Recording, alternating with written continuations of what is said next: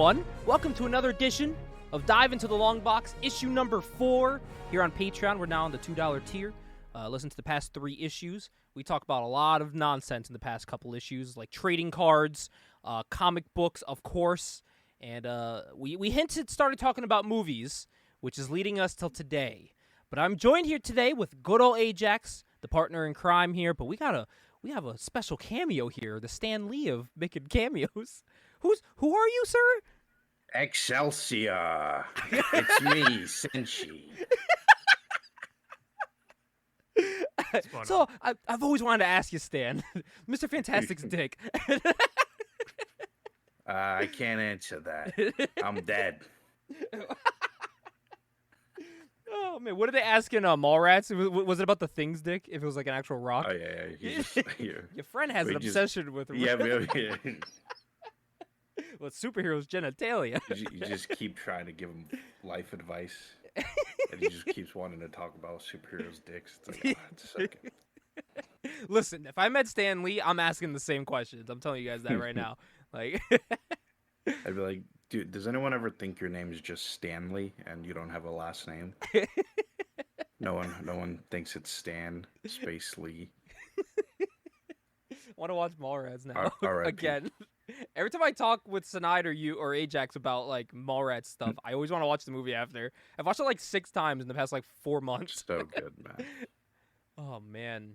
Well, we're gonna start off this show here. Off that escalator. Sorry. We'll have to review Mallrats because there's so much comic book stuff in that, especially like his room in the beginning. Oh, that's the dream bedroom. My room's starting to look like that with all the long boxes and stuff. So I'd seen it in person. All the boxes I got next to the table and stuff. So I love it. I'm getting there.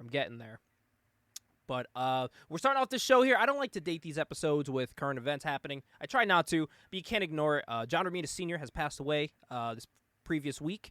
For people who don't know, John Romita Sr., one of the all-time greatest artists for Spider-Man. If you've seen anything from Spider-Man, such as Mary Jane or the scene of Spider-Man putting the suit in the dumpster, all that stuff. There's one where it's like a big Spider-Man like facing his back towards the screen and Peter Parker walking. It's an iconic cover. Iconic panel. All John Romita Sr., his son, John Romita Jr., artist from, Kick-Ass and currently drawing for Spider-Man. Punisher artist is his son. But, yes, rest in peace, John Romita Sr., legend in the biz. Did you know who John Romita Sr. based Mary Jane off of? Who? Anne Margaret. Oh, really? Good for him. He said, you know what? Oh, man. I mean, I'd do the same, too, if I'm being quite honest. Would you not? I mean, she was a big actress, in the... Oh, I think this damn. would have been like in the 70s, right? He said, oh, damn. Yeah, I think she was. Googled Anne Margaret. Yeah, she was a looker in her prime, man. She was a looker. Hell yeah, dude. Oh, I could definitely see it. I mean, is this... Oh, yeah. She's from Bye Bye Birdie. Yeah, okay. Yeah. Hey, oh, is this the bitch? No, it didn't. Shout out to Anne Margaret, yeah. Anne Margaret. Still alive, too. Good for her. Good for her. She's Swedish? I didn't know that. She's from SVU. 82. She was in SVU? What the fuck? She's from Valspium. Ooh. Well, guys, we're getting into the meat and potatoes today. We talked about movies. We said that we love movies. Sinide loves the movies. So we thought, why not have Sinide on for this one? So we decided to show him one of the greatest comic book TV movies of all time. I don't know if you guys saw it in your edits, but there was fades to black for commercial breaks in the one I watched. There was in mine as well. Okay. I know Sinide saw the same one because he watched the link I sent him. Yep. I was about to ask if it's the same one, then yes, I have. It most likely is. Did you watch yours on YouTube, Ajax? I got a pirated copy. Oh, okay. I just watched it. It was on YouTube for free. It was on YouTube for free, so I just watched it on there. So you guys can watch this, people listening.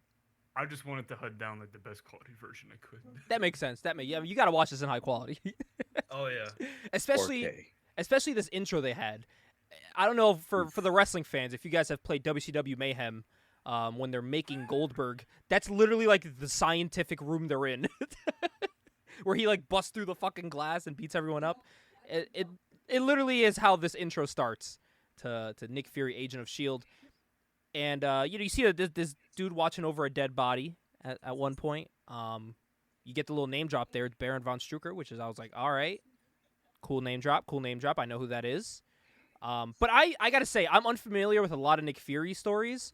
Is this based off of anything, or is this just like completely made up? I don't know.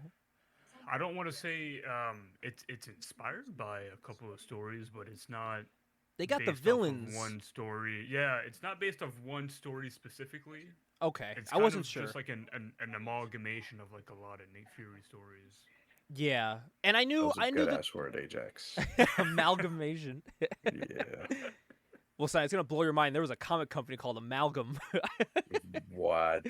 Yeah. by Marvel and DC. They made their own characters. They like They had a teamed up and collab? they had a collab and they had like a universe of characters. Yo. I'm in the process of collecting all of them right now. I'll let it. Sonai's like, yo, I might start reading. Dude, there's a cool one. It's Batman and Wolverine combined. What? It's pretty sick, dude. But yeah, so there's a guy watching over a dead body. Baron von Strucker. He's like old as fuck. He's dead. But then there's like, I don't know. I knew that movie we were watching when they start talking, and it was the most corniest dialogue ever. And I'm like, it sounded dubbed over as well. It didn't sound like it was coming from his mouth. That's what I know. That's what I noticed right away. Is you can tell some actors they're talking and then, like their lips are not matching, like what the audio that's like coming out. You know what I mean? Yeah. Like it just wasn't. It wasn't matching. Yeah, I it's saw that weird. and I was like, all right, it's gonna be this kind of movie. and then the dude gets shot, and I'm like, why? What is happening? What is your problem with him? My man like sneak shot him too. It was like It was the most obvious sneak shot too. He had that gun there for a minute. Oh, but you gotta mention. So he's looking over the dead body, and then the other guy is next to him, and then the guy that's like tasked to like watch over the body, right? Mm-hmm. He cuts this like little promo. He's like, "Oh yeah, Baron von Strucker. He was one of the world's worst boogeymen." Pow! Right after he says it, just gets fucking shot. Like, well, there goes that promo. Like, goddamn, kid. Oh man, yeah, dude. He literally shot his load too early on that one. happens to the best of us. So yeah, there's a lot of running, and then some blondes like this guy's like, oh, Nick Fury, blah blah, and she's like, famous last words or whatever, and then they cut to a cave, and we see a Nah, bro. You're not gonna skip over an amazing line. That dude's second to last line. What was it? Where he pulls out a gun, starts shooting at him, and I'm pretty sure he says, "Let us rock and roll." Let us roll. Yeah. I'm so glad you remembered Why that. didn't I note that? I'm so glad you remembered that. Yeah. How could I forget? I was like, when I heard that, I was like, was this made by like an English speaking like screenwriter? And he was like, all right, Americans reference rock and roll all the time. So the It's so weird. screenwriter for this movie is David S. Goyer. David S. Goyer is mainly known for writing the Blade movies. He wrote the Wow. screenplay to all, and he wrote Batman vs Superman. What the fuck? Interesting. He's written a lot of comic book movies, but this one is definitely. Imagine showing someone this and then showing them Blade, and you're like, yeah, same guy. Same Like, guy who wrote it. What? Same guy who wrote the screenplay. Yeah. Damn. That one Yeah, does have I Blade just does had have to throw cheesy that out. lines, but like in a funny way. It works. It works. It does. Yeah. Yeah. I'm very glad you noted that though. Let us roll. Yeah. Oh, my Great God. line. So now we head to this cave, this remote island, and we see just Whoa! You gotta mention it's a remote island in Yukon, Canada. yes, Okay. Yukon, Canada. Which I don't know much about Canadian geography, but there was no snow. So I was a little skeptical. It was like a beach. It was real nice. Yeah, I was like, dude, shit is like, is this fucking Jamaica or something, bro? Where we at? But like I said, we're seeing manly things now. We see this brisk man who we find out's Nick Fury. He's just he loves Minecraft. He's mining away just for no fucking reason. I was about to Just- say either Minecraft or RuneScape because he's swinging that pickaxe. He's channeling his inner Steve. He's trying to max out his crafting level. This man just douche, just going at it. And Looking for diamond. and some dudes in the cave. And obviously Nick Fury's gonna be like, what the fuck? Because he's What like are you doing alone here. But we find out this young whippersnapper works for S.H.I.E.L.D. Good old S.H.I.E.L.D. By the way, I want to point out, again, not to date this, we're reviewing this movie the week that they released the trailer for Secret Wars coming out, which Oh is God, led yeah. by Nick Fury. A different Nick Fury, but not Very this. different Nick Fury. Not this Nick Fury. But just, I forgot to point that out in the beginning. But we found this young whippersnapper works for S.H.I.E.L.D., and we're told that they're going to give him his spot back in S.H.I.E.L.D., basically. They need him back. And he literally tells them to just shove it up their ass. He doesn't want the spot on the team. They burned him, and he doesn't want to go back. And then I noted here, has he just been living in this cave forever since he got let go? Yeah, so I think it's implied that so he got let go. They said 5 years ago. So He I must think it's smell implied horrible. that he's been. Yeah, I think it's implied that he's been living in that cave for 5 years. Jesus Christ. I wish I noted the exact way he said Valentina's name. Because he said her name like... said, Contessa Valentina Allegra de Fontaine. He said she's an old pro at the sexpionage game. Yeah. What? But he did say sexpionage. Okay. He did, yeah. Fun fact, and this is definitely a fun fact for Sinead, Valentina Allegra de Fontaine is still in the movies, but she is currently played in the Marvel Universe by Julia Louis-Dreyfus. Oh, Julia Elaine. Louis-Dreyfus. Yes. I can never say her name right, but she plays Valentina in the current MCU. Oh, that's awesome. Yeah. I didn't know that. So that must be in the Agent of S.H.I.E.L.D. show? I believe it's in Black Widow, the movie. Really? If I'm- Okay. Okay. I didn't spot that at all. Let me just confirm that right now. I'm saying off the top of my dome. Shout out Yes. to Elaine. Yep. Elaine is playing Valentina in the Marvel Cinematic Universe. I'm She's glad that they currently in the kept up with process the, of she's making the Dark Avengers.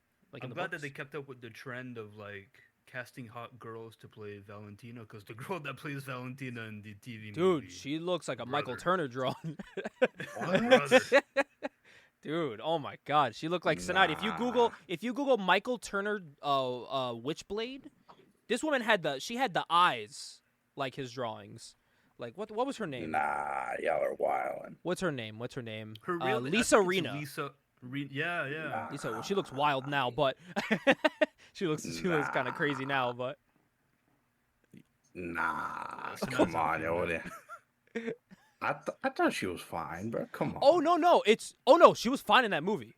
Like Yeah. she was fine. But I'm saying, if you look at, there's this artist named Michael Turner who draws women. He draws them with she had very similar features to her. No, I'm not saying she was bad in the movie. I'm just saying she was hot. Oh, she was Yeah, hot.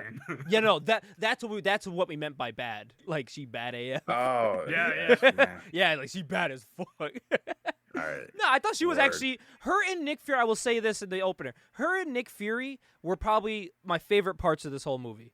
They were the probably two the best parts of part this movie. The movie, yeah. Yes, and I will say here, the casting of Nick Fury is just David Hasselhoff. I think with a different script, holy shit, amazing. He played it even with this script. He did it really well. Physically speaking, I don't think you can find someone that resembles Nick Fury quite like David Hasselhoff. No, does. Like, 90s David Hasselhoff is Nick Fury. It's insane. Yes. It's insane, the resemblance. Yes, the same way Sam Jackson is just current day Nick Fury, which I think didn't they base the current Nick Fury off of Sam Jackson? I believe. And then it just so happened he ended up playing him in the movies. But so you mean the current The current one. Nick Fury in the MCU was the Nick Fury in the Ultimate Marvel yes. universe, which they did directly based off of Samuel L. Jackson. Okay, so it just worked out that he said yes to doing the movie. Yeah, and what's even more confusing now is that the current Nick Fury, the Black Nick Fury, is actually the son of the White Nick Fury. What the fuck? That's how they've worked it out in the comics, which is. Oh, I think I remember that. And people were like, Yeah. "Huh?" It's really confusing. Damn.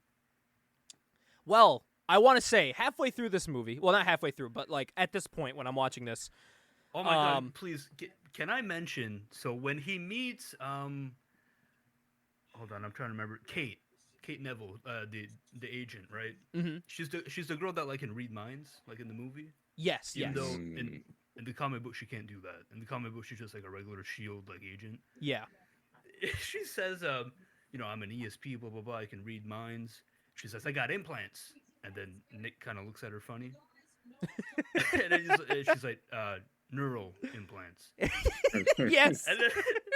And then Nick walks past her, he stops, and he looks at her and he says, "You know what I was thinking about, honey?" And she said, "Yeah, I don't need to read your mind to guess that." What a fucking sleazeball. Yeah. So before we continue on with that, because that's when they're in that headquarters for Shield. Right before they went there, it hit me when they're talking on like the island, that I was like, "Dog, this movie came out." I'm watching this and I'm like, "Man, this is so 80s." And then I'm like, "Dog, this movie came out in 1998. We are a year away 98? from Blade. Like, we are 2 years away from the X-Men." So I decided to take it upon myself real quick to just name the first three on this list are the top 3 movies of 1998, and this is what you have to compare this movie to. Are you ready? Sure. The number 1 movie of 1998, Saving Private Ryan.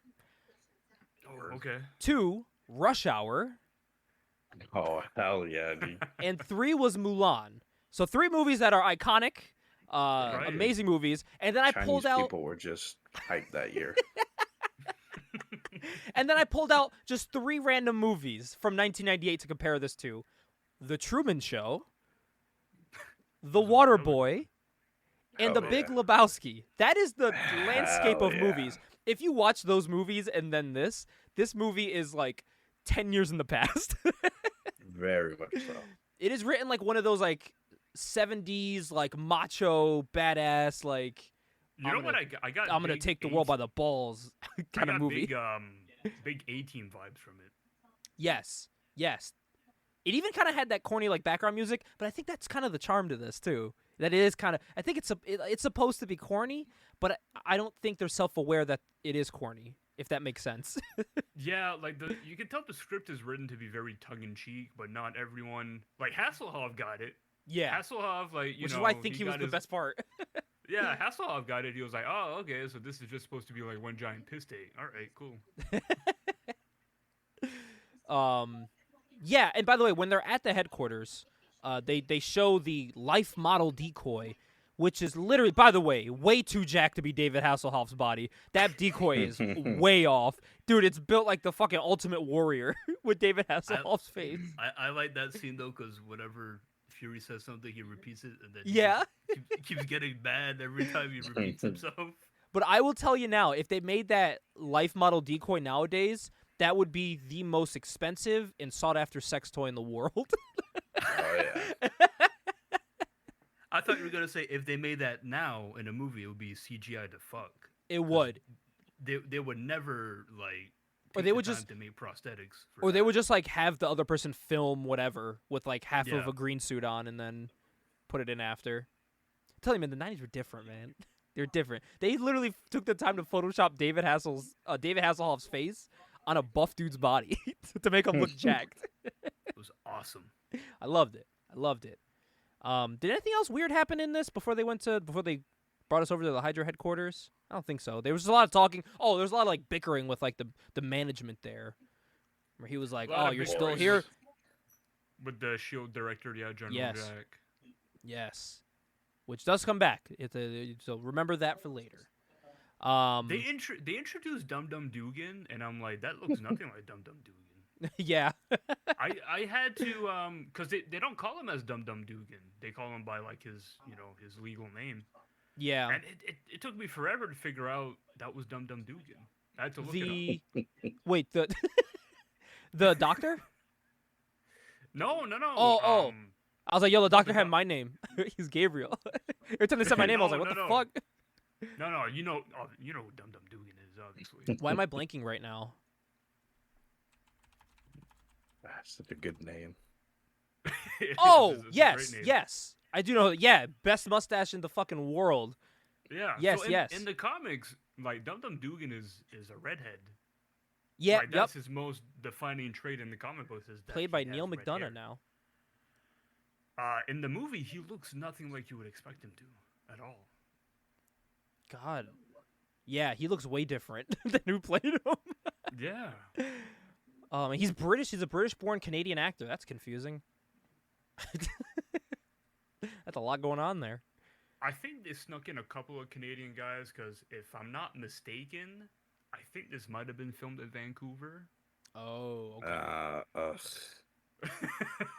But, well, we are shown the Hydra headquarters. And this is interesting because their headquarters is just a dingy warehouse with, like, windows blown out. And it looks horrible. This is the worst Nazi hideout ever, by the way. And I got to tell you, it's I'm gonna filmed... go the other way around and say I kind of like it. Dude, it has the worst German accents I've ever heard in my life in this movie. Oh my god! So the the girl Andrea Yep. von Strucker. At one point, she's doing a meeting with all the leaders from Hydra, right? So there's one from Japan, there's one from Czech Republic, there's one from I think England maybe, and she's like talking to them in her German accent. But she's going in and out from like a German accent to an American accent, And it gets worse like as the movie goes on. Yeah, and she's So she's not doing a very good job of it because she's talking in the accent, and then she'll say something, and you catch her like, oh no, she's not talking in the accent anymore. And what's real weird is that, like, when she was sitting at that chair, I don't know if any of you guys caught this and like, oh, and that's her brother. Dude, he was caressing the fuck out of her arm. I got big incest What was vibes up? immediately. What was up with like incest brother and sister shit? It's like that in The Crow also. If you remember that. Why? Is. What is up with sibling incest in the 90s? I'm happy that shit was left then. Keep the bloodline pure, man.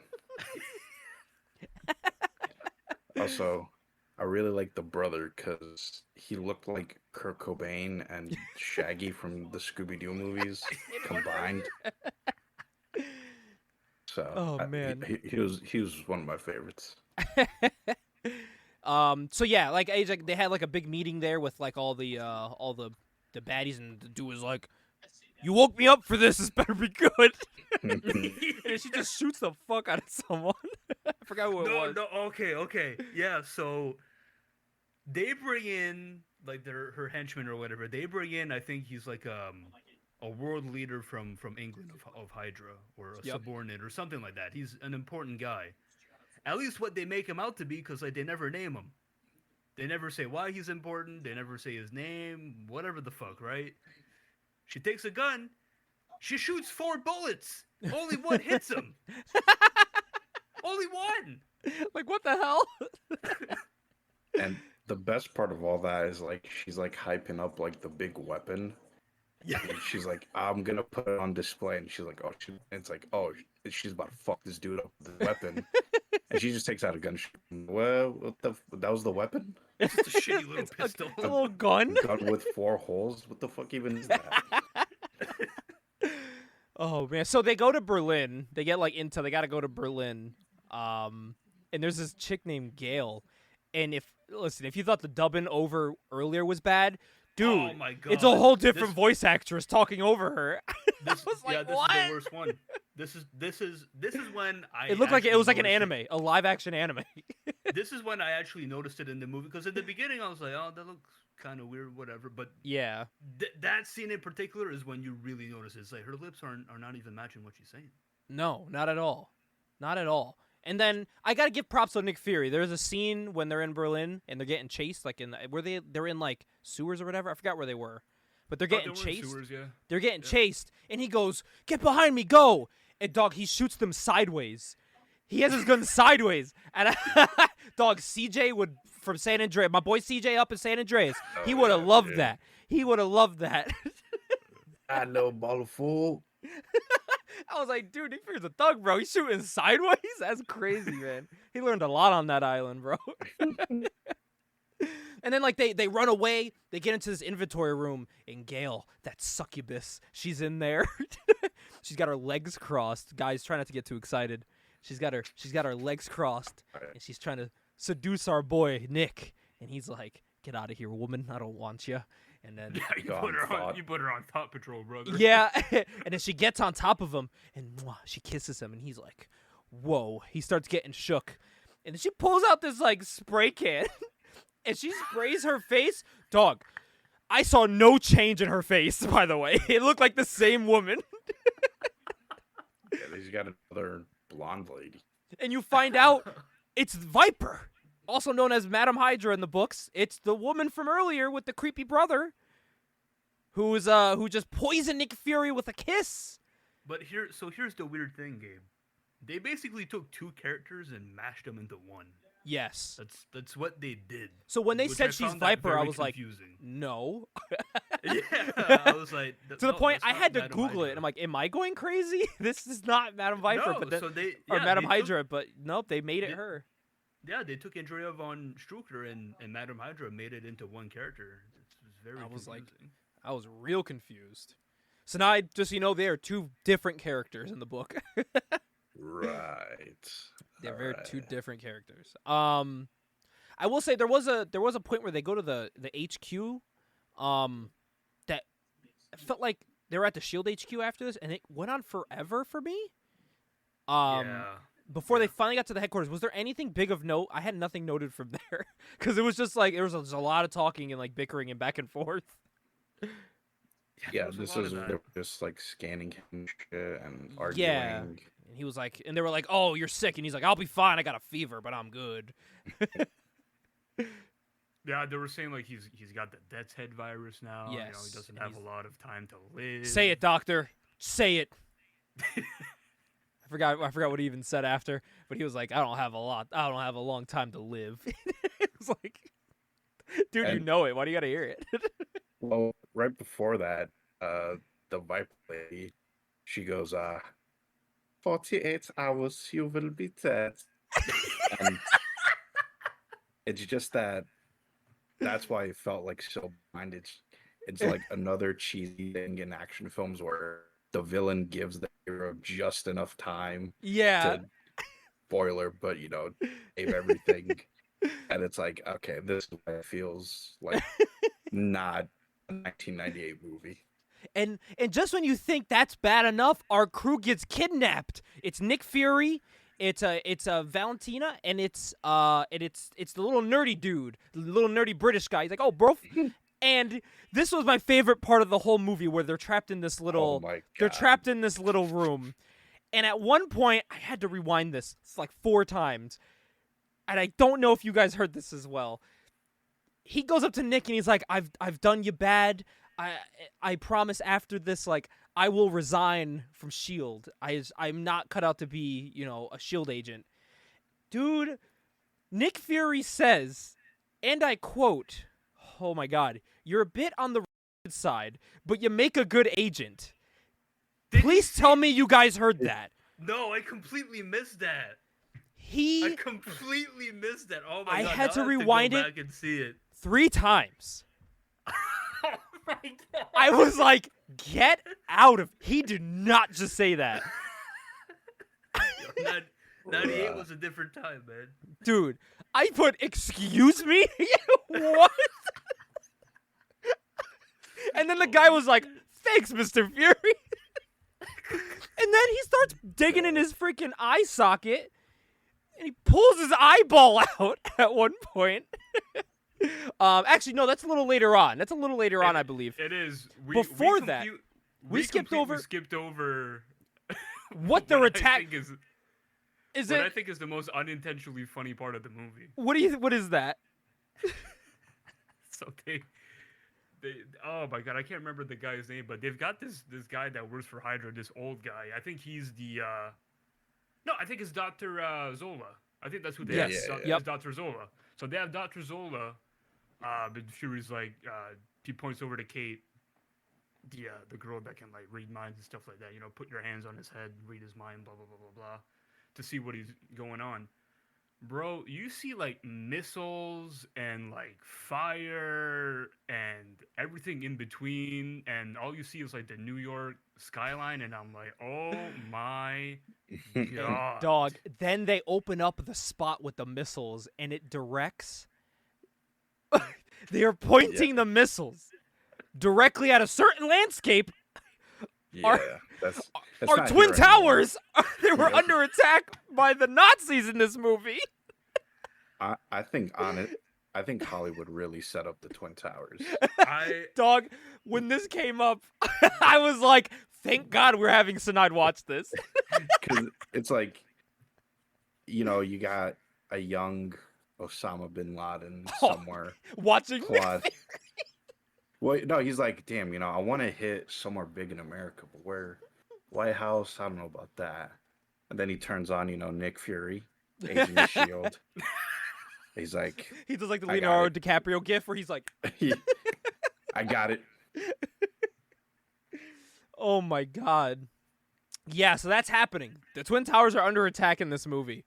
I had to pause that scene. I was laughing. It was like a morbid, like, oh my God kind of laugh. And then so he starts digging in his eye. At this point, they've already sent so a hero team to come, the backup team to come and save them. But Nick Fury starts digging in his eyeball, and he pulls out his eye, and it has a wire attached to it. And he bites the wire. First of all, gross. It's in your eye, and he just tucks it back under the eye patch. And he takes it off. He's like, "Oh, this is a bomb." Why do you have that in your head, Nick? What are you doing? Bro, I thought that was fucking awesome. I thought it was awesome, but why would you do that? I'm thinking logically. Why would you do that? Eye as a bomb and open a door? Trust me, it's awesome. But I thought in my head, why would anyone do that? But then I thought it's Nick Fury. He doesn't care. Yeah, honestly, and he was dying. Yeah, he's like, fuck, just put this bomb in my head. That was pretty sick. And I love where he puts it on the wall, turns around, and all the people are looking at him, and he goes, "We'll go for cover." And then they run over like little stooges to and their cover is Nick Fury. He covers them with his body. Yeah, he's leaning over, hands against the wall, covering them. I'm starting to think at this point of the movie that Nick wants to die. He just does not care. Oh my God. Yeah, and then they eventually do escape. They're kicking dudes from the stairs, and Nick's like, oh, and he's falling over and shit. He's sweating everywhere. He's dying. And they're like, Nick, be smart about this. We don't want you to die. He's like, no, we keep going. I'm like, yeah, that's my boy right there, guys. I want that dude in my corner. This motherfucker's dying. He's like, no, we need to keep going. Speaking about dying, there's an early scene in the movie where I think it's Gabriel Jones. That's me. He's talking to Nick, and he just randomly mentions the Ebola virus, and I'm like, holy shit! That was around. That's been around longer than I remembered it was. Yeah. Oh man. He just randomly name dropped that, and I was like, wow, holy shit. Hey, dude, Ebola's been putting up numbers for real. And by the way, as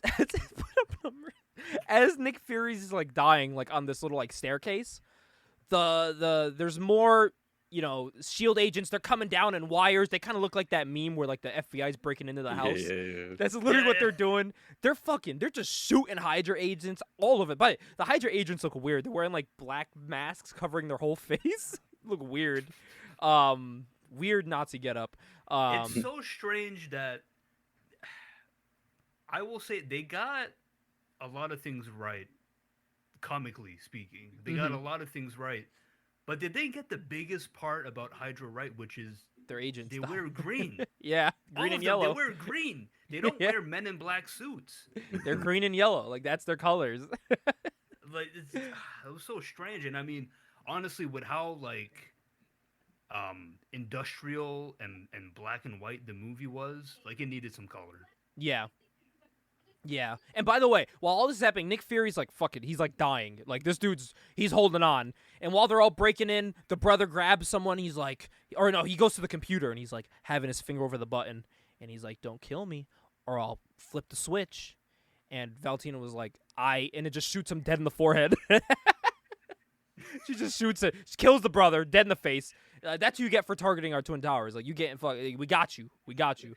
Ladies, we have caught and compromised to a permanent end. These Hydra Yeah, agents. Her line reading after that was fucking amazing. She said something like, "Surgeon, target, compromise." Yes, that's what she said. That's what I was like, yo, that was so sick. That's where John Cena got it from, bro. Big Nick Fury fan. This point, I was like, dude, this is the cheesiest '80s like acting of all time. This is amazing. I love this. So eventually they're fighting, and Nick's with the sister with Viper. Oh yeah. And they're doing their thing. They're fighting. The funniest part of this is who's the old guy that was there? Was that who was that was there? I keep forgetting. I didn't note it. The one in the wheelchair. Was that the doctor? That was like Dr. a Zola? Zola. Was it yeah. Zola? Okay, it was Zola. The best part is he pulls a gun out on Fury. Yes. And Fury goes, "Don't shoot that. Don't shoot that. Those are known for backfiring." And the fucking dude shoots it anyway. It shoots him, and he goes, "Ah!" And he flies back in the wheelchair. And by the way, they're just, at this point, Fury and Viper are just fighting while this dude is flying back and he falls off a ledge. They did not care about him at all. Like, dude, you should have learned. Like, he told you. Some of the worst special effects I've ever seen when he fired that gun. Yeah. He goes, "Ah!" and he flies back. And then it gets crazier. When Nick Fury finally gets to Viper, puts her in handcuffs, he says the joke to her and she doesn't laugh. And he says the craziest line. This is, my God. This is the best line in the whole movie. This is the best line in the whole movie. That's the problem with the Third Reich. No sense of humor. No, Nick. That is not the worst part about the Third Reich. There's some other stuff. Yeah. Oh my God. This movie's amazing. But you forgot the setup before that. What was it? He said he was talking about a Baron because he was still like frozen, right? Yep. And he had Andrea. He's like, he's a bit uglier than I remember. He's frozen like a popsicle. Get it, Andrea? Popsicle. What? That's the second joke he had to explain in the movie. Yeah. There's no subtlety in this music. In this movie. Yeah.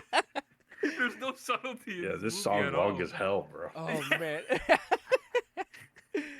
And then she tells him, they're like, "Nick, we got 20 seconds to stop this thing before it blows everything up." And they're like, oh wait, was it? No, so they type the numbers in. She's like 3706 or whatever the 37506 or something. It was 5 numbers. And then the mind reader chick, she was like, Kate, "Wait." Yeah, she said the last number is 9. Yeah, she was like, "No, wait, I think it's 9." And then he goes, "Which one is it?" She goes, "I think it's 9." He goes, "You think?" And then he Oh, starts And going. the thing is, I said the same thing. I was like, yeah, no, I was like, because when she said, "Oh, I think it is," and I was like, I said it too. I was like, "You think? You can't think in this situation. You have to know." And then, and then Valentino, I forgot which number was right. Or it was 6. 6 was the right one. 6. And she goes, he goes, "What is it?" And she goes, "Oh," or no, whatever. He says in the microphone, he goes, "Ugh, it's 9." And then he looks at Valentina. She just smiles and he goes, 66666. Yeah. It's like, yo, she has a terrible poker face. Yeah. Yeah. All she had to do was not smile, and her plan would have went Yeah. through. I just love the urgency. Nick, it's up to you. First of all, why was it up to him? That was the big thing. Fucking, I just love it was like the Kurt Angle where he's like, "Help! Somebody help! It's happening!" 6666. What if she was like, "Fuck! I already pressed 9, bro." Like, god damn it. Yeah, it's like, how slow is she typing? Oh man. But yeah, so they do save eventually, guys. I can confirm they saved the Twin Towers. They are unharmed for the foreseeable future. Everything's good. And they did say there was another bomb, right? I believe so. Yes. I believe they said there was another bomb, which was the setup to Andrea getting in like the test tube thingy with her dad. As I wrote here, the damn succubus Viper escapes with her frozen dad into the ground. Dude, she lowers to the ground about, like, I don't know, 6 inches an hour. She's going so slow. and he runs And after it. Fury's just watching her the whole time. And then he turns around immediately after she's just not in eye level. He goes, "She's about halfway to China now." No, she's not, Nick. Just throw a bomb in there and blow up the glass and get her. She's right Shoot it, there. bruh. She's literally like just 6 feet under. Just grab her. Jesus. Oh, man. But because of this, during all this, they were able to get her blood. Remember? Because, by the way, throughout all of this, Nick Fury is super dying. Like, he is, I don't know how he's cracking these jokes. He is dying. But eventually, they do get her blood. And in, like, a matter of, like, a half an hour, they got an antidote ready. Because comic books, that's just how it is. They just have it ready. No testing, no nothing. It just goes through. And in the end, Fury gets the girl. He does get the job done. So we think, as we see her planning and plotting with her daddy to take over the world again for a sequel that'll never happen. I'm so sad that it didn't. Well, also, speaking about the incest with the brother, that also gives off some weird vibes. And it's like, I guess this chick is just that hot, man. That's just how it is, man. Yeah. It's like, it's different. It's different in Germany. They got different customs in Germany. Oh, my God. Well, Sencii, as someone that doesn't read a lot of comics, but you watch comic book movies, Yeah. how did you feel about this movie? It really just showed off how Hollywood cannot escape a formula, in that it hits all the cheesy shit. They saved the thing just in time. The villain is explaining. Yeah, it felt more like a shitty action movie than it did comics. They were just like, we'll just this is just a different skin for this type of movie that we've already done. Literally, that's what this was. Yeah. Ajax, what'd you think of Nick Fury, Agent of S.H.I.E.L.D.? So I'd heard that this movie was bad for a long time, and I've put off on watching it. I gotta say, man, I watched it. I had a good time watching this. I had fun. I had fun watching it. Oh yeah, it's definitely like it's those like it's one of those so cheesy it's good. Yes. So bad it's good, 100%. The worst thing you can do is watch a bad movie and it's boring. And I never felt like it was boring when I was watching it the whole time. And it's a short movie. It's only like an hour. If you're wondering why this review was short, it's not a long movie at all. It doesn't overstay its welcome. If this movie was like 2.5 hours, I could understand it'd be a real slog to get through, but it just goes by so fast. Yeah. And listen, like if you thought we like jumped around from like that's how the movie jumps. It will go from just one thing to the next, to the next, to the next. It just they muscle through it. But it's a fun. I had a fun time. There was only like one lull, and it was when they're at the headquarters the second time. There was just a lot of like droning on about how he's dying and all this stuff. I do want to mention when they bring Nick back to headquarters the first time, and he's in the elevator with Pierce and Von Tessa. Mm-hmm. Pierce is doing the eye scan, right? Because they have the eye scan. Oh, yeah. And the eye scanner wants to scan Nick Fury, but the eye scanner wants 2 eyeballs, and Nick's like, well, I only got 1. So like, what do you want me to... And he's getting mad, right? Yeah. Because he keeps insisting that he wants 2 eyeballs. So Nick just says, fuck it, pulls out his gun and starts shooting the fucking eye scanner. And then it just works. It just works. The elevator works like normal. Oh, man. That's my favorite trope in these kind of movies. Just shoot something until it works. They did that shit in Star Wars, too, where they were, like, over the intercom. He's like, I can't hear you. Pew! And, like, shoots the fucking thing with Han Solo. Like, what? First of all, it's not how it works. It's probably still on. Oh, man. But, I had a fun time watching this. Sencii, thank you for reviewing this with us. Absolutely. I know you do have to head out, though, right? Yes, sir. All right. Well, we'll let you head out while we'll finish up our casting call here for our next segment. Hell yeah, brothers. Thank you for having me on. Well, we appreciate having you on, buddy. We love you. Thank you for coming on. Yes, and... Thank you for staying overtime. that chick was hot. Which one? I was gonna say, so that's another thing about the movie. There was a lot of like attractive women in the movie. Listen, like, I that's the can't really think of, demographic like- you gotta get. I mean, between Kate and Vontessa and Andrea, I mean, there's a lot of good-looking women in this movie. It was a very eye-catching movie. And then, of course, the biggest hunk of them all, David Hasselhoff. You know. Looking fine as hell. My favorite movie of him was when he was in SpongeBob. But this might take his spot. I really think Hasselhoff missed his calling as like a fucking punchline action movie guy. Yeah, I'm shocked. Like, I had to think about, like, did he really not do that before this? I don't remember. crazy. So when he did this, so this was a TV movie that was essentially a pilot to present, I think to Fox or another network to be a TV show. Oh. And then they didn't pick up on it, but Hasselhoff This felt had like it was a signed TV on- show edited together. Like a whole season Yeah, put so- into one. Hasselhoff had originally signed on to do 5 Nick Fury movies. Wow. He only did 1. That is wild. Yeah, I'm not sure what happened. You know, between like, did he get paid out still because he didn't make those movies and he was still under contract? I don't know really how that works. Yeah. I have no idea. I wonder if any of the Wizards covered that. I wonder. I have some from 98. I can look through and see if any of them covered them. I feel like they would wouldn't surprise me have. Yeah, because again, back then you didn't really get a lot of Marvel stuff. No. And they cover whenever there was a new movie, whether it was like Batman or something, they were covering it. Like the Wizard we're looking at today, or the Wizard we were going to look at, covered Batman Forever. It had Batman Forever in it, so I was like, all right. So they're definitely Speaking starting about to cover more Batman movies. Forever, this is a good segue turnaround. Kevin Smith claims that he has the extended edition of Batman Forever. Really? I don't know if he's telling the truth. I think would he's love probably that. full of shit.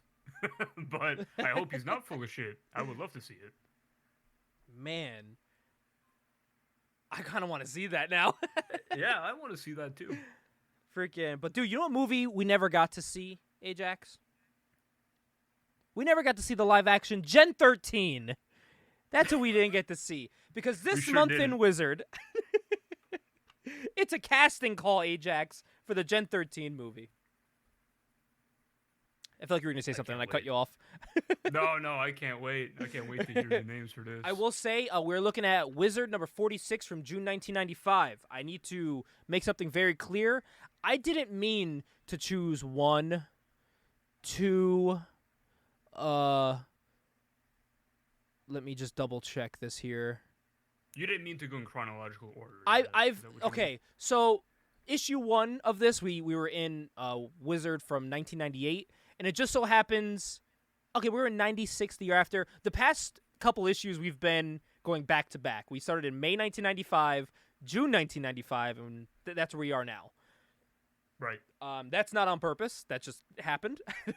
I didn't mean to do that, but here we are. I don't know. There's something about, I don't know. They were popping off on 95. There was a lot more stuff to talk about in these that year. But here is your casting call for Gen 13. Get your Google machines ready to look up the characters if you don't know what they look like, if you need any refreshers, or the actors or actresses. So to play Fairchild, if people don't know Fairchild, that is the lead woman of Gen 13. Gen 13 was an Image comic, by the way, eventually to Wildstorm, and then DC owns them now. Which I'm very intrigued to see if they make a Gen 13 movie. I know how much James Gunn loves his group movies, so I feel like that would do really he's well a in master at them. 2023. No one does a group movie better than James Gunn does. And I think an all-woman team, almost all-women team, I think that'd do good in 2023. And I think this would be a good team to do because it's really cool. You can modernize it for like the current youth. It has to be very modernized because Gen 13 is a predominantly 90s book. Oh, when you go back and read it. I mean, or you just channel that 90s nostalgia. You could, and I mean, You could. James Gunn loves doing those nostalgic callbacks because I mean, you see that all the time with Guardians of the Galaxy, right? So. You technically he could do this and have it like that 90s nostalgia, and I think it would work. I But think let's it look would, at this. but obviously there's two ways you can go about it. Yes. But we're gonna look at Fairchild here, the lead woman in the green. For some reason, every time they draw her, it's always from the back. They always draw her that way every single time. They fan casted her to be played by Lauren Holly from Dumb and Dumber, the redhead from Dumb and Dumber. Oh my god, really? Yeah, and then the picture they chose, I'm like, yeah, I can see it. I could see it. It looks like a good one. They chose Free Fall. Free Fall, for people who don't know, when I was a kid and I went to the comic book shop and would look through comic books, I stumbled across Gen 13. Free Fall had a chokehold on me. I was in love with Free Fall as a kid. I loved her so much when I was younger. That's crazy. Dude, I don't know what. Maybe it was the pink in the hair. I don't know what it was. But they had her fan cast as Beverly Hills 90210's Tiffany Amber. I think it's Thiessen, it's pronounced. Let's see what else she's been in. Tiffany Amber Thiessen. Oh my god, it's fucking Kelly from Saved by the Bell. Yes. Jesus. Okay, Yes. yeah. Why do they have her as that? Because guess who they had cast as Burnout, the guy who shoots fire out his hands? Mark Paul Gosselaar. Zach from Saved by the Bell. See, that's the funny thing, right? Like, I've watched all these sitcoms, but like, if you ask me, like, you know, what's their real names? Yeah, I couldn't didn't really tell you. like. Oh, that's Kelly Kapowski, but like, Yeah. yeah, they had her cast as Freefall, and I think that would have been. She actually would have been really good as that. Honestly, that's a really good casting. Shorten her hair, put the little pink in it. I think she could have worked well. She would have been like in her early 20s. Yeah, I can see it. She would have been in her early 20s by then. Yeah. Yeah, 95. Yeah, and then they chose Mark Paul Gosselaar, Zach from Saved by the Bell as Burnout. Man, they're just going full on Saved by the Bell. Right now. Rainmaker. I always thought she was like Native American because her dad looked Native American with the long hair, and she did too. She had like that like browner skin with like the long black hair. But when you look up her stuff, it says like American. Really, because I believe she's canonically like Apache. That's what I thought so too. But then when I was doing some research for this, I'm like, I don't know if like people just didn't know, but like all the wiki pages say like American, and I'm like, okay, but like, you know, she could be like Apache American, but none of them like make the different, like they never put the difference in. So it's like I didn't know. Yeah, I don't know. I would venture to guess Apache Who, American. by the way, for you people curious, started to flirt and be a little sexual free fall in the comics. She was a little sexually ambiguous, for people who didn't know. That's right, which back then that's very pushing it. Yes. Hey man, That's it was Image. They were Yeah. with it, man. They were with it.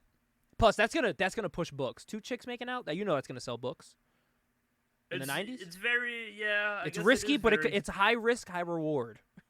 Back in the day, it's risky back in the day in the sense that like you couldn't do gay couples in comic books. Actually, No. You couldn't really do gay couples in media in general. it was very tough too.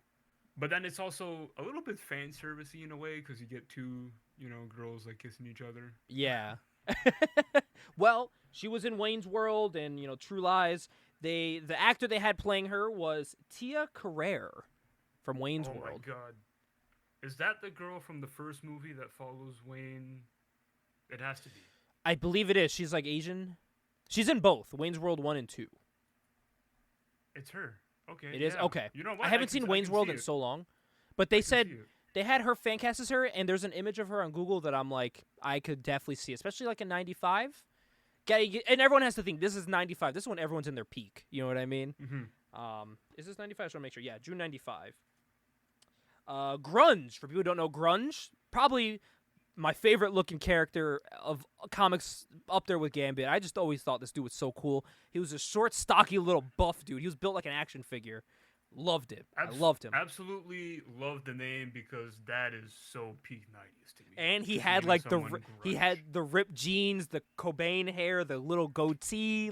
Like he was just like the boots that are like undone. He was just the epitome of 90s grunge. Very of its time, and I'm here for it. And this one, they actually asked Gen 13 artist J. Scott Campbell, who he had in mind to play the role. So they actually asked him for this. And his ideal guy was Jason Scott Lee from The Jungle Book and Dragon, the Bruce Lee story. And everyone's, Wow, but they did say, that- although he'd have to bulk up a lot. he would have, yeah. Damn, that's an interesting choice. I actually didn't mind him in the Bruce Lee biopic. Pulling up I some. thought he did like a pretty solid job. Yeah, so He's a they good had actor. that, yeah, and they had him cast as Grunge, and I think if he did like bulk up, I mean, he didn't have to get super like Grunge is a very unrealistic looking person. You can never look like Grunge, but if he got like a little bit more buff, I think he could have done it really well. I think so, yeah. He would have been a good casting so far. And also, I'm not trying to do fan castings back to back. It just so happens this one I was very intrigued by because I love Gen 13. It's actually Gen 13 actually caught surprisingly Justine's attention. She doesn't read comic books, but when we were both looking through Wizard, because every time I get a Wizard, she wants to look through it. And she loves the Gen 13 stuff. We went to the mall and they had like comic books for like $1, and she goes, "Oh, look, it's that book from the magazine." And it was Gen 13, and she was looking through all of them. So I mean, Gen 13 is still something eye catching for people. Yeah, I think there's. And I wanted to there's, go over this. I don't know how I would describe it. I think there's a very reader-friendly appeal to Gen 13, like They something look that cool. like even though like you don't really read comic books, you look at it and you're like, well, that looks cool. I might check that out. Yeah, and it was at the time it was so like up to date and like modern at the time. It was very cool.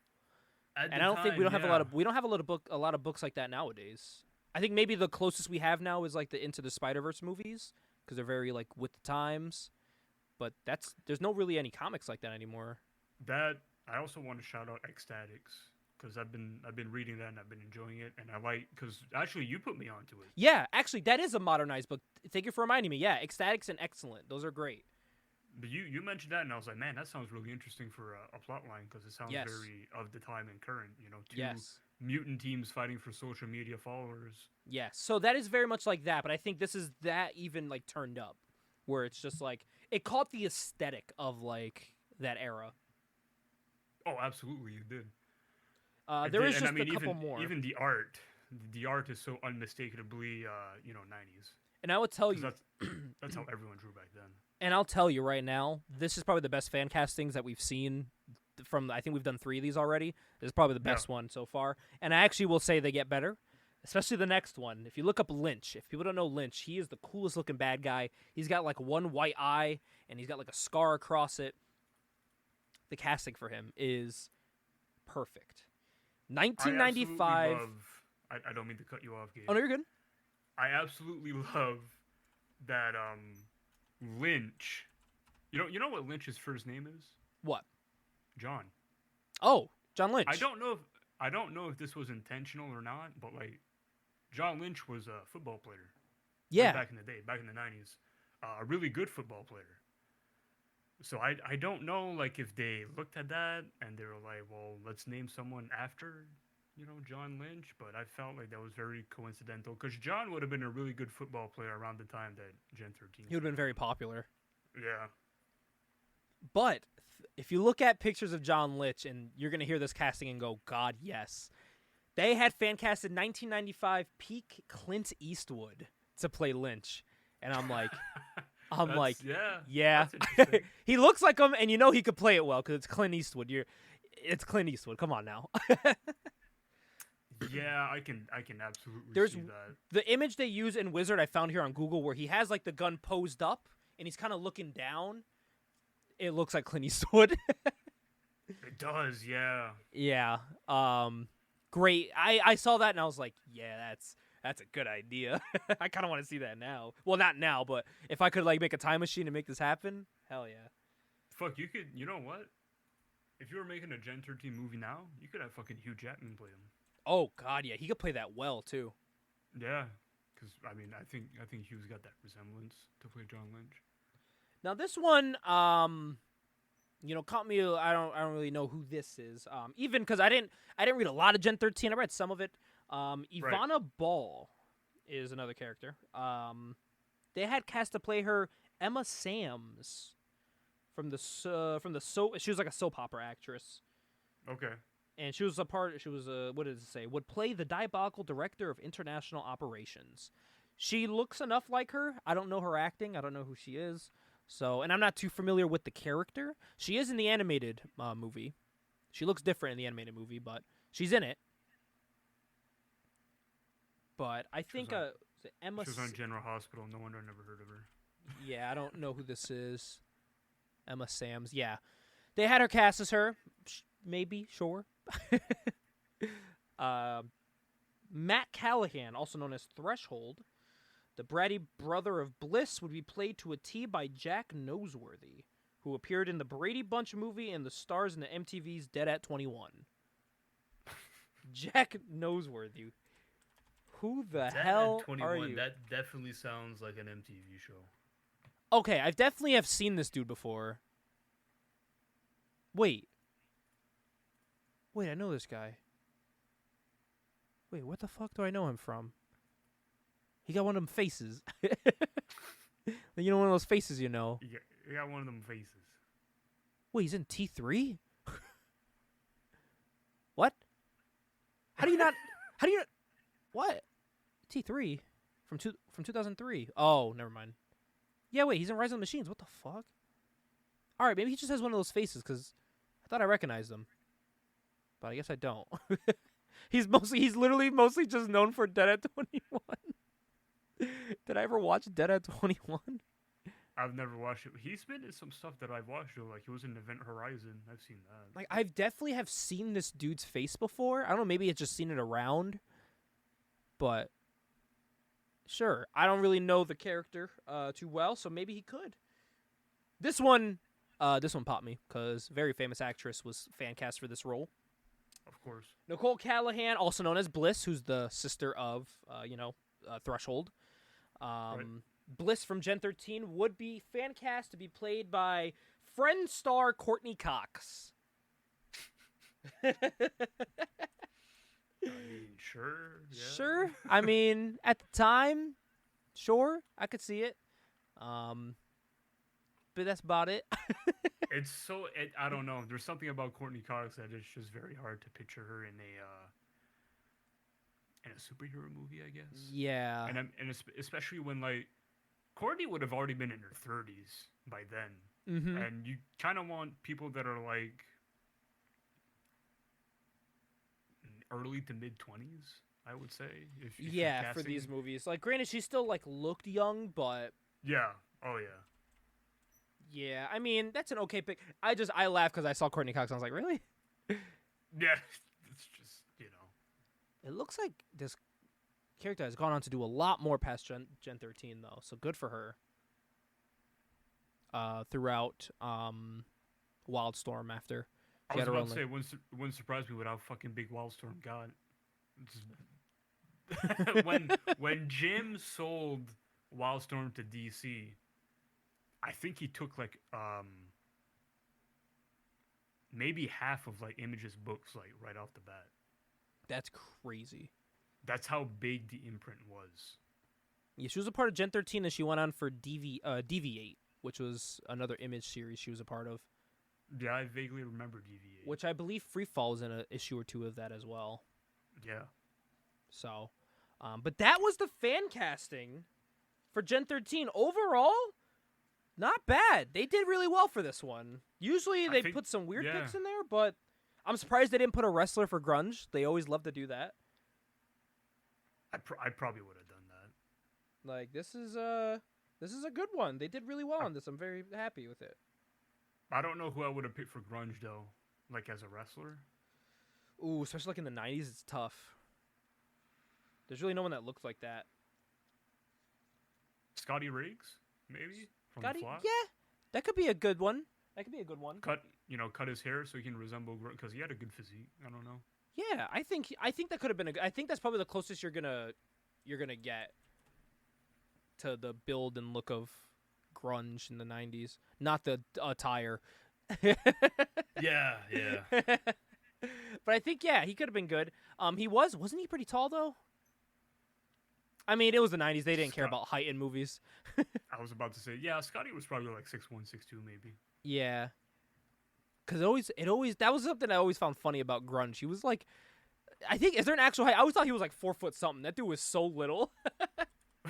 now I'm curious. Like I have to I'm check looking out it up Paul too. Grunge is. Height. Let's see. 5'3". He was 5'3". Wow. So he's Wolverine's height. Short king. Wow, 5'3". They drew him a lot shorter than 5'3", I can tell you that. There's some images that dude looks like he's like 4'9". Yeah, at that point, it would be so hard to find an actor that's like within that height. He's so like unique looking and all that. It's tough. I think who they chose was decent, and I think could have done it well. Also, I think Grunge is Asian, so it would work out with an Asian actor. So I believe he is. it is crazy though. I'm looking at an image here, and it's Grunge DC DC database, and it's Grunge jumping onto Superboy. That rocks. Like, yeah, fuck, dude. They did some stuff with him after. Good for him. Good for him getting that little push. I'm just saying, Jim Lee, if you want guys to write or draw a Gen 13 comic, me and Gabe are available. Oh, we don't brother, have a lot we of got experience, but we have a lot of enthusiasm. We do. Dude, give us like a couple weeks. We will take in every piece of Gen 13 content. We will read everything with Gen 13, and we will come back to you with a good script for a movie or TV show. We will come back to you with that. I can guarantee you that. But actually, Free of Ajax. charge, Jim. Ajax, that's actually... Because guess what we're going to talk about in issue 5? What's that? Dream comic characters to write for. I actually had that noted before you brought that up. That was perfect. So next, on the next issue, we're going to talk about some dream comic characters that we'd love to write for if we ever had the chance to. Just a little putting it out there, who we'd want to write for. So look out for that on issue 5 next month. But on our one-shots, the comic of the month will be Ajax's pick. Ajax, what's the pick you got that we'll be talking about in the one-shot? Or just highlighting, a book we'll highlight. I think we got to do The Watchmen. Ooh, that's a real good one. I think we got to do it. Well, we will be highlighting Watchmen, a great iconic book in the one-shot. That is it for issue 5. We want to thank Sencii for joining us a little earlier there. And Ajax, I always want to thank you for being a part of this. This is always super fun, and it was fun reviewing a show. Or a movie show. It's always a great time to do these with you, Gabe. I always look forward to them, and I'm looking forward to doing the one-shot. Yes. So look out for the one-shot. We will see you guys on the next one.